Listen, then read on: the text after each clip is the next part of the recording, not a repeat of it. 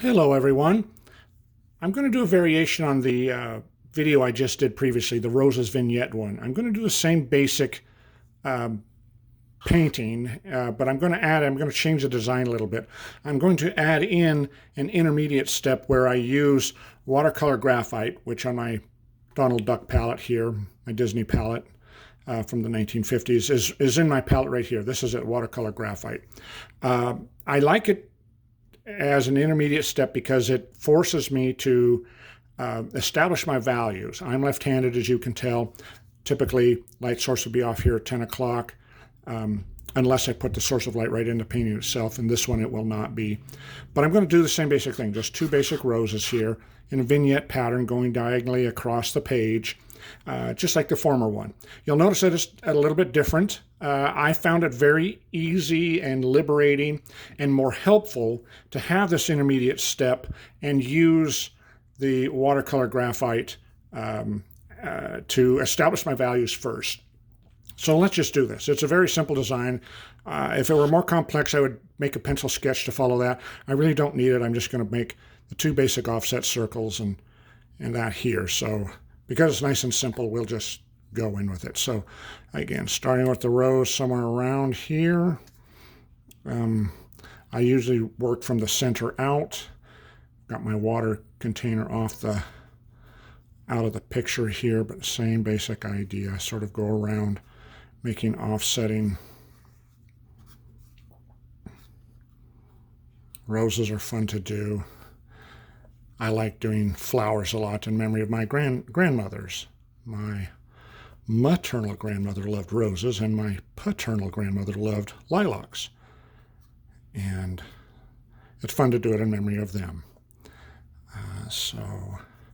And I guess let's use nice bright colors too, which is always fun. Okay, so there's the basic layout of the first rose. Let's try the same thing too. Starting from the center, working out. Sort of work context. So I know it's looking a little bit scattered here, but I know in my mind, what I'm doing.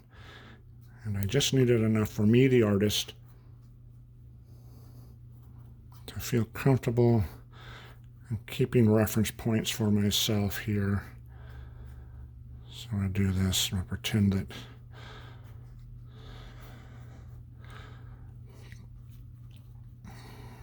okay, run it off a little bit here.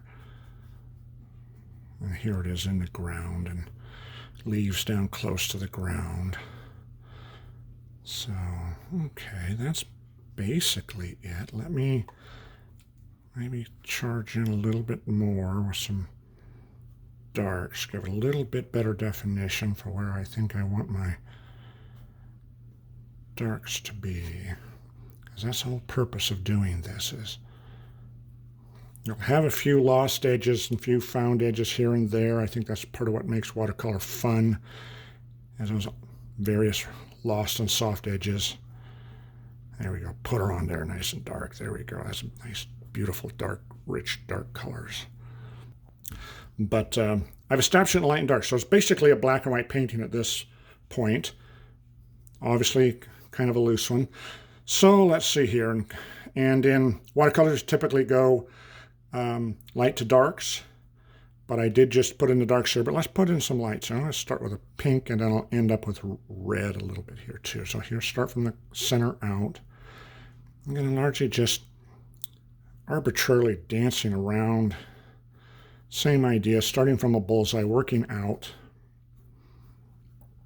painting right over the top of my darker colors.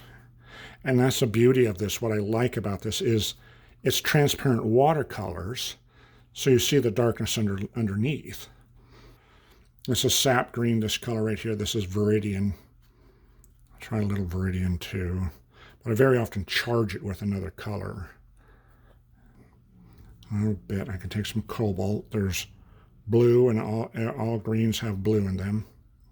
Green is a secondary color of blue and yellow, as we all know. Try darker blue. This is Prussian. Drop my blue down. I want darks. If I give it a dark contrast, the greater the contrast, the the darker the green, the better it'll throw off the pink of the roses here. So a little quin burnt orange. Maybe for my stems I can do a few. Use just the corner of the brush. Little calligraphy work. All right, same thing, sort of echo the green.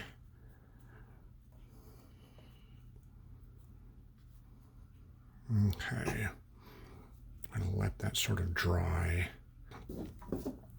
Just the big spots of white get kind of boring, I think, so I'll touch them with a little bit of color, just a little bit. You can have some white. There's nothing wrong with that. White's a color too. So, but I think it's a little more interesting if we add a little color, very light, let it run together a bit. And that's more in keeping. Let's see if I got some there. I'll touch my on the shadow side, especially this. This is sky blue, which is cerulean blue. Sky blue is one of the names that Cheap Joe's uses. Basically, it's cerulean blue. I think that's recognizable as roses. So good deal.